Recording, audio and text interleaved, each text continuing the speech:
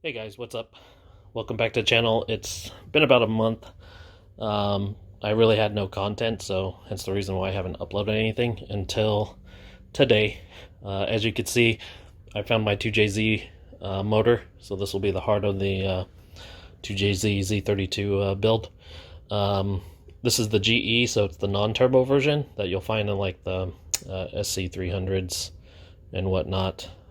It is a VVTi head, which actually flows better than the turbo heads. But the problem with the GEs, as far as the VVTi GEs, is that the piston rods are substantially thinner.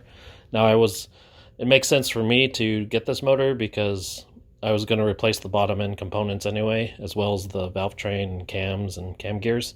So financially, it made sense. In comparison, I would have spent $3,000 on a GT motor that I would have disassembled anyway, along with the transmission that I wouldn't have used, a wiring harness, as well as the ECU. So 800 compared to 3,000 for me, it was like a no-brainer. It might be different in your particular situations, especially if you're just swapping, if you're just going ahead and maybe making like 400 horsepower, so you're not doing too many mods to the GTA other than maybe swapping out a turbo. But for my particular build, this made sense financially. Now, as you can see, it's somewhat taken apart. I got to take off the head bolts, but that requires a specific 10 millimeter bihexagonal socket. So waiting for that to come in, and then I'll have those heads off. And then the differences being, besides the smaller piston rods and the pistons themselves, I'll have to tap into this to have an oil drain return line for the turbo. What's nice about the VVTi motors is that it has an oil tap already here for the VVTi solenoid that usually sits right here on top of the cam.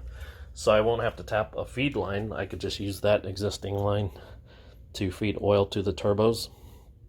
Now I'm still looking for a CD09 transmission, so I still need that component. But what was nice was I had some parts that I was probably able to resell. Those are twin turbos off a Aristo, and then I could probably sell like the intake manifold, the little throttle body here that goes over the actual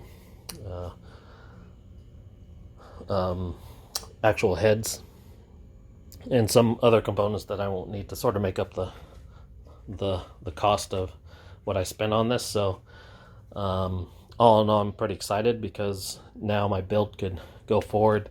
I'll include photos because I got a little excited. I made pictures but didn't make an actual video of me mocking up the motor to the actual chassis, but I'll include photos here.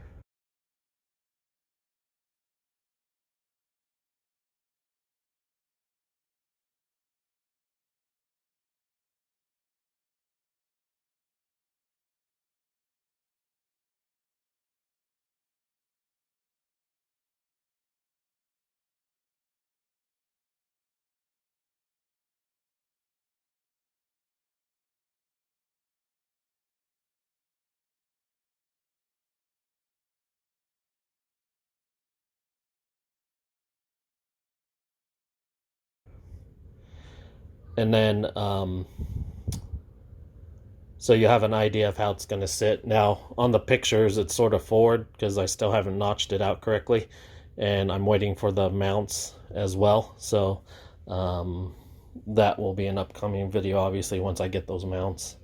I'm still doing research on the type of turbo manifold I'll need to run around 600 horsepower, because after my initial goal of 800, I was thinking about the drivability and streetability as far as everyday driving, because I do want to make this a car where I could take it out on everyday roads and and just enjoy the hell out of it. So 600 horsepower is realistically the most power you could probably put on the street safely, without having to run like slicks, drag radials or slicks. So I think I'm gonna do a 600 horsepower build rather than 800 horsepower build. Plus the power band will be around that 3,000, 4,000 RPM range, which is, where you want it for streetable use anyway. So stay tuned, guys. Super excited. I'm glad I finally was able to find a motor. I was getting a little discouraged, but this has definitely reinvigorated my passion to finish this project all the way through. So stay tuned. Thanks, guys. Be sure to like and subscribe to the channel, and that helps greatly. And feel free to add comments, especially if you have know-how and some of the pitfalls I might fall into, so I could avoid it myself. All right, guys. Talk to you later.